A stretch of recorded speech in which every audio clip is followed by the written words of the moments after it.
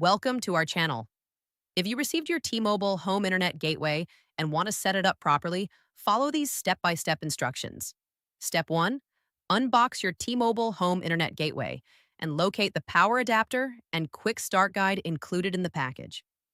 Step 2, choose an optimal location for your gateway near a window or in a central area of your home where 5G signal strength is strongest. Avoid basements or enclosed spaces. Step 3, plug the power adapter into the gateway and an electrical outlet. Press the power button if necessary to turn on the device. Step 4, wait approximately 2 to 3 minutes for the gateway to boot up and connect to the T-Mobile 5G or 4G LTE network. Indicator lights will show connection status. Step 5, download the T-Mobile Internet app on your smartphone or tablet for easy setup and network management. Step 6, open the app and follow the guided setup process.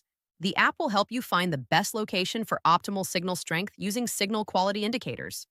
Step 7, connect your devices to the Wi-Fi network using the network name and password printed on the bottom of the gateway or displayed in the app. Step 8, test your internet connection by browsing websites or streaming video on multiple devices.